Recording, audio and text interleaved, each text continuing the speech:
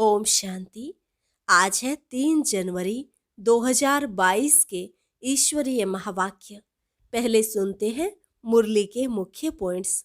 बाबा ने कहा, यह सिर्फ तुम ही जानते हो कि इस समय परमात्मा मनुष्य को देवता बना रहे हैं।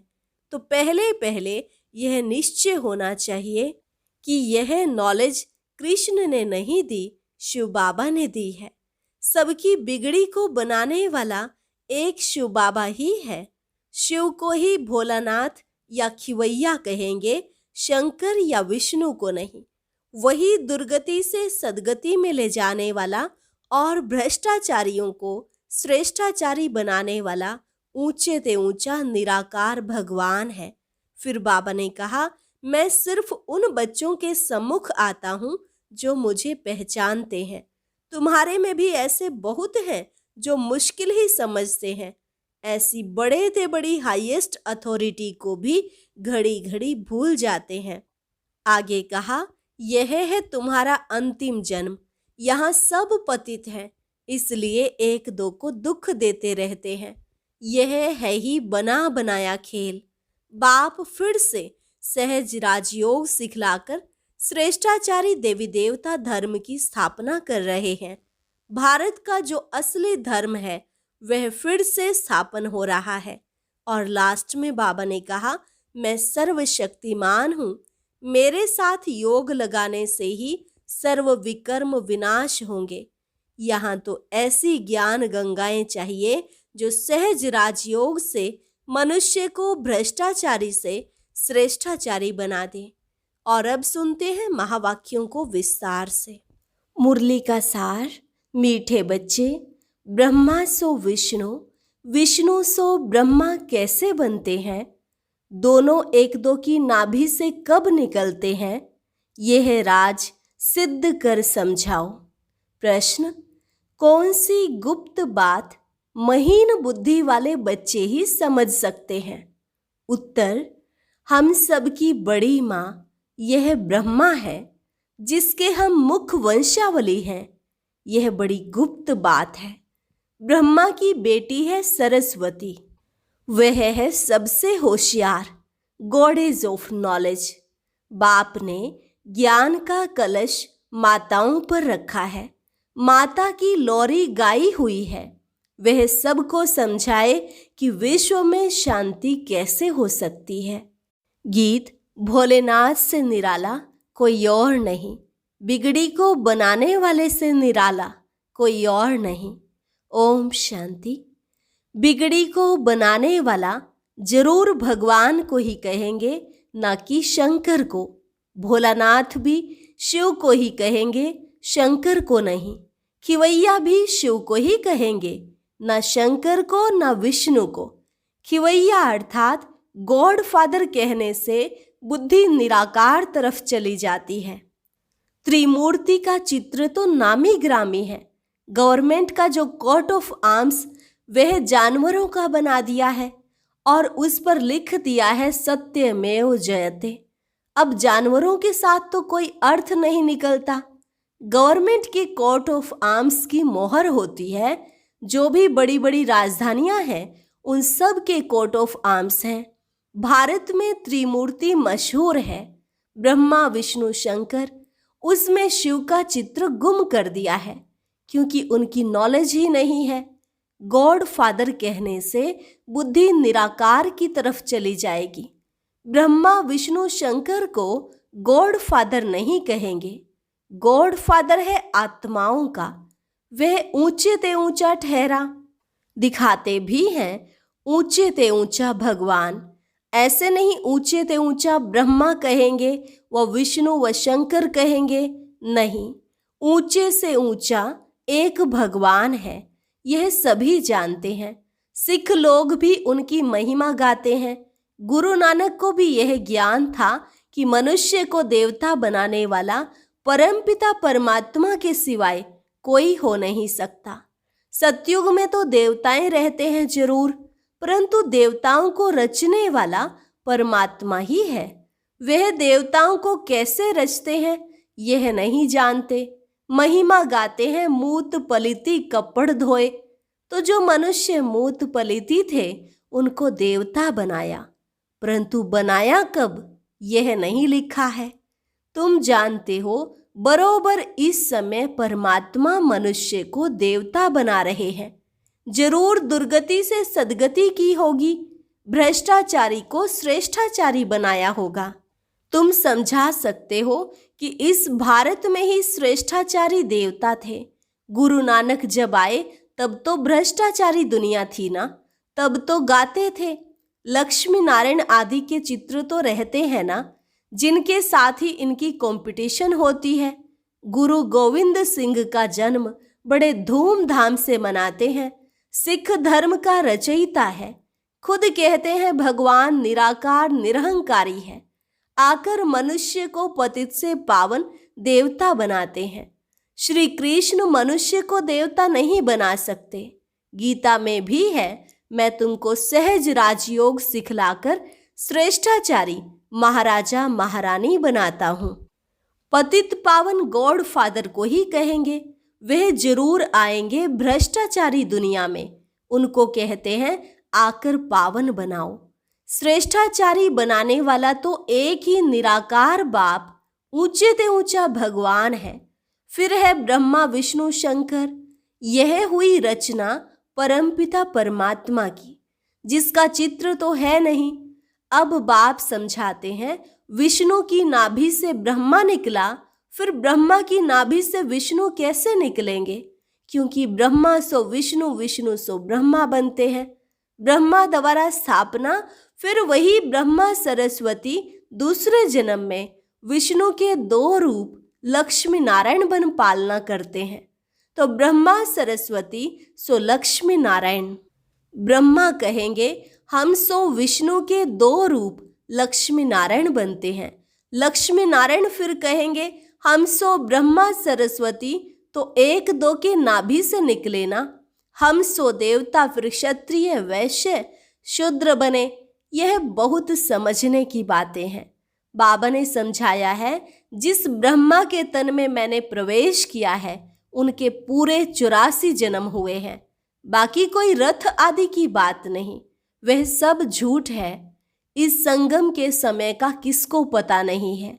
मनुष्यों को घोर अंधकार में डाल दिया है। कलयुग की आयु इतने लाखों वर्ष की है, सतयुग की आयु इतनी है। ऐसी ऐसी बातें सुनाए घोर अंधकार में डाल दिया है। बाप कहते हैं मैं उन बच्चों के आगे सम्मुख होता हूँ जो मुझे पहचानते हैं। बाकी तो मुझे पहचानते ही नहीं, वह समझेंगे भी नहीं कि यह कौन है। कोई बड़ी सभा में जाओ तो वह समझेंगे थोड़े ही। तुम्हारे में भी मुश्किल ही समझते हैं, घड़ी घड़ी भूल जाते हैं। यह तो बड़े ते बड़े हाईएस्ट अथॉरिटी है। पोप का देखो कितना रिगार्ड रखते हैं। पोप कौन है? वह है क्रिश्चियन घराने का। यह है अंतिम जन्म। क्राइस्ट के समय से पुनर्जन्म लेते अब तमो प्रधान अवस्था में है। सभी पतित हैं, एक दो को दुख देते रहते हैं। बाप कहते हैं यह भी बना बनाया खेल है। तो ऊंचे ते ऊंचा है निराकार भगवान, फिर ब्रह्मा विष्णु शंकर। ब्रह्मा द्वारा स्थापना, जिससे स्थापना होती है उनसे ही पालना होगी। तो इन ब्रह्मा सरस्वती को फिर लक्ष्मी नारायण बनना है। लक्ष्मी नारायण ही अभी आकर ब्रह्मा सरस्वती बने हैं। प्रजापिता की यह है मुख वंशावली। कृष्ण को प्रजापिता नहीं कहेंगे, इनका नाम ही प्रजापिता ब्रह्मा है। ब्रह्मा द्वारा जरूर ब्राह्मण चाहिए। बाप कहते हैं ब्रह्मा को अडॉप्ट करता हूँ, मुझे उनको ही ब्रह्मा बनाना है जो पूरे 84 जन्म भोग अभी अंतिम जन्म में है। ब्रह्मा तो एक ही होगा ना। यह अपने जन्मों को नहीं जानते हैं, तो जैसे ब्रह्मा को बैठ समझाते हैं तो जरूर ब्राह्मण भी होंगे। ब्राह्मण है ब्रह्मा के मुख वंशावली। यह सब अडॉप्टेड चिल्ड्रन कुमार कुमारियां हैं। प्रजापिता के जरूर मुख वंशावली होंगे। यह बहुत समझने की बातें हैं। खुद समझाते हैं मुझे बहुत जन्मों के अंत में आना पड़ता है। सतयुग में पहले पहले यह लक्ष्मी नारायण थे। जरूर इन्होंने ही 84 जन्म लिए होंगे, औरों ने जरूर कम लिए होंगे। यह ब्रह्मा सरस्वती ही फिर विष्णु युगल बनेगा। तो कितनी समझने की बातें हैं। पहले पहले तो यह निश्चय चाहिए कि यह नॉलेज कृष्ण नहीं दे सकते। अच्छा, फिर गाते हैं आप ही पूज्य आप ही पुजारी। भक्ति मार्ग में पुजारी हैं, ज्ञान मार्ग में पूज्य हैं। विष्णु के 2 रूप बरोबर पूज्य थे, फिर यह ब्रह्मा ही पुजारी बन विष्णु की पूजा करते हैं। कहते हैं हम सो पुजारी थे विष्णु के, अब हम सो विष्णु पूज्य बन रहा हूं तत्वम। इसको गुह्यते गुह्य बात कही जाती है। ब्रह्मा कहाँ से आया, विष्णु कहाँ गया, यह तुम ही जानते हो। विष्णु के 2 रूप लक्ष्मी नारायण को 84 जन्म पूरे कर अंत में पतित बनना है। डायनेस्टी ही पतित हो तब तो आकर मैं स्थापना करूं और सब धर्मों को खलास कर दूं। फिर से सहज राजयोग सिखलाकर श्रेष्ठाचारी देवी देवता धर्म की स्थापना कर बाकी जो भ्रष्टाचारी धर्म है उन सब का विनाश कराता हूं। राम राज्य में दूसरा कोई धर्म होता नहीं, अभी सब धर्म है। भारत का असली धर्म है नहीं, वह फिर से स्थापन हो रहा है। चित्र भी हैं, त्रिमूर्ति के ऊपर शिव भी है। ब्रह्मा सरस्वती सो लक्ष्मी नारायण वही राधे कृष्ण थे। राजधानी राधे की अपनी थी तो कृष्ण अपनी राजधानी के थे। ज्ञान की सितार राधे के पास नहीं है। सरस्वती नॉलेज से भविष्य में राधे बनी है। सरस्वती को गॉडेज ऑफ नॉलेज कहते हैं। उनको जरूर बाप द्वारा नॉलेज मिली होगी। सरस्वती है ब्रह्मा की बेटी। प्रजापिता ब्रह्मा है तो जगत अम्बा भी चाहिए। वास्तव में यह है गुप्त बात। बड़ी अम्बा तो यह ब्रह्मा है। इन द्वारा ज्ञान देते हैं माताओं को। वह बड़ी बेटी जगत अम्बा गाई जाती है। नहीं तो ब्रह्मा मुख द्वारा अडॉप्ट होते हैं तो माता यह हो गई। होशियार में होशियार ब्रह्मा की बेटी सरस्वती है। वह कहाँ से आई? ब्रह्मा को स्त्री तो है नहीं, वह है ही प्रजापिता, तो वह है मुख वंशावली। यह ड्रामा भी अनादि बना बनाया है। तो गॉडेज ऑफ नॉलेज सरस्वती है। अब रिलीजियस कॉन्फ्रेंस होती है, उसमें निराकार शिव बाबा तो जा नहीं सकते, ब्रह्मा को भी नहीं बिठा सकते। माता की महिमा है। सभी धर्म वालों की हेड माता होनी चाहिए। सभी की माता जगत अम्बा बैठ लोरी दे। बच्चे पैदा होते हैं माँ द्वारा। जगत अम्बा सबकी माता ठहरी तो सबको उनके आगे माथा झुकाना पड़े। माता समझा सकती है यह भ्रष्टाचारी दुनिया श्रेष्ठाचारी कैसे बने, वह इस भारत में शांति कैसे स्थापन हो। रावण राज्य में शांति हो न सके। शांति कहाँ से मिलती है, यह माता ही समझा सकती है। शांति धाम है निर्वाण धाम, यह है दुख धाम। सतयुग है सुख धाम। बरोबर सतयुग में एक राज्य था, सुख शांति पवित्रता सब कुछ था। अभी नहीं है तो जरूर ड्रामा पूरा होगा। झाड़ की भी आयु पूरी हुई है। देवताओं के भी 84 जन्म पूरे हुए हैं। 84 लाख तो हो न सके। इस्लामी बौद्धि धर्म वालों को इतने वर्ष हुए तो फिर 84 लाख जन्म कैसे लेंगे? बाल युवा वृद्ध होने में समय लगता है। 84 लाख जन्म हो तो फिर तो लंबा चौड़ा कल्प हो जाए। तो यह माता समझाएगी तुम्हारा परमपिता परमात्मा से क्या संबंध है। वह तो फादर रचयिता है ना। पहले ब्रह्मा विष्णु शंकर को रचते होंगे, फिर ब्रह्मा द्वारा मनुष्य सृष्टि रचते हैं। ऐसे नहीं कोई नई दुनिया रचते हैं। अगर ऐसा हो तो फिर मनुष्य ऐसे नहीं कहे कि पतित पावन आओ। इस समय सारी दुनिया पतित है, सब दुर्गति को पाए हुए हैं, याद करते रहते हैं ओ गॉड फादर रहम करो, हमको इन मायावी दुखों से छुड़ाओ। तो वह फिर दुख कैसे देंगे? दुख देने वाला जरूर और है। सतयुग में जब एक धर्म था तो और सब धर्म की आत्माएं निर्वाण धाम में थी। अभी तो सभी आत्माएं यहाँ हैं, तो फिर जरूर बाप को आकर एक धर्म की स्थापना करनी है। ब्रह्मा द्वारा स्थापना, फिर वही ब्रह्मा विष्णु बनते हैं, फिर विष्णु की नाभि से ब्रह्मा निकलते हैं। उनसे बैठ ज्ञान देता हूं जो फिर देवता बनते हैं, राजयोग सीखते हैं। बाकी दुनिया वालों ने जो अनेक चित्र बनाए हैं वह हैं सब दंत कथाएं। मुख्य बात है गीता माता का भगवान कौन, समझाना है। परम पिता परमात्मा जन्म देते हैं विष्णु को, ब्रह्मा को भी जन्म देंगे ना। वह तो देवताएं हैं सतयुग के, ब्रह्मा कहाँ का? जरूर कलयुग का होगा। बहुत जन्मों के अंत का जन्म जरूर देवताओं का ही होगा। जो श्रेष्ठाचारी थे अब भ्रष्टाचारी हैं। 2 युग में सूर्यवंशी चंद्रवंशियों का राज्य 4 भाग है, लाखों वर्ष की बात नहीं। कहते हैं क्राइस्ट से 3000 वर्ष पहले भारत स्वर्ग था। ये सब अच्छी तरह समझाना पड़े। बाबा कहते हैं ये सब अडॉप्टेड चिल्ड्रन हैं। अब विनाश सामने खड़ा है। भ्रष्टाचारी भारत को कोई मनुष्य श्रेष्ठाचारी बना नहीं सकता। बाबा ने समझाया है तो जब देवताएं वाम मार्ग में जाते हैं तो फिर यह सन्यासी पवित्रता के बल से भारत को थमाते हैं। इस समय तो सब पतित बन गए हैं। नदी तो सागर से निकलती है, नदियों को पतित पावनी कहे उसमें स्नान करते हैं। अब नदियां तो सब जगह हैं, नदी कैसे पतित पावनी हो सकती है? पतित पावन तो एक ही परमपिता परमात्मा है। यहाँ तो ज्ञान गंगाएं चाहिए जो मनुष्य को भ्रष्टाचारी से श्रेष्ठाचारी बनाए, सहज राजयोग से।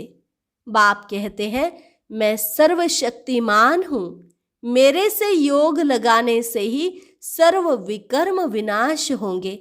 अच्छा, मीठे मीठे सिकिलधे बच्चों प्रति मात पिता बाप दादा का याद प्यार और गुड मॉर्निंग। रूहानी बाप की रूहानी बच्चों को नमस्ते।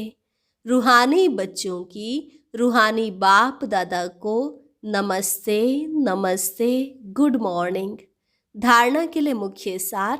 पहली पॉइंट, सबसे बड़े ते बड़ी हाईएस्ट अथॉरिटी बाप है। उसे यथार्थ रूप से पहचान कर रिगार्ड रखना है, उनकी श्रीमत पर पूरा पूरा चलना है। दूसरी पॉइंट, बाप ने ज्ञान का कलश माताओं को दिया है, उन्हें आगे रखना है। वरदान, सब कुछ बाप हवाले कर डबल लाइट रहने वाले बाप समान न्यारे प्यारे भव। सब कुछ बाप हवाले कर डबल लाइट रहने वाले बाप समान न्यारे प्यारे भव। डबल लाइट का अर्थ है सब कुछ बाप हवाले करना। तन भी मेरा नहीं, ये तन सेवार्थ बाप ने दिया है। आपका तो वायदा है कि तन मन धन सब तेरा। जब तन ही अपना नहीं तो बाकी क्या रहा? तो सदा कमल पुष्प का दृष्टांत स्मृति में रहे कि मैं कमल पुष्प समान न्यारा और प्यारा हूँ। ऐसे न्यारे रहने वालों को परमात्मा प्यार का अधिकार मिल जाता है। स्लोगन, मर्यादाओं की लकीर के अंदर रहने वाले ही मर्यादा पुरुषोत्तम है। मर्यादाओं की लकीर के अंदर रहने वाले ही मर्यादा पुरुषोत्तम है।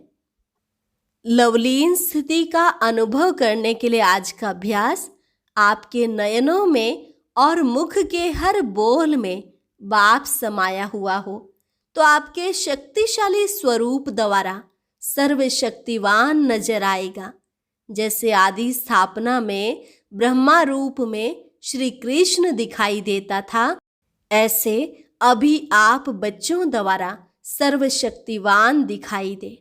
अच्छा, और अब सुनते हैं आज का अव्यक्त ज्ञान मोती। ये एक बहुत संस्कारितापूर्ण वीडियो है, जरूर देखें, कोई भी मिस ना करे।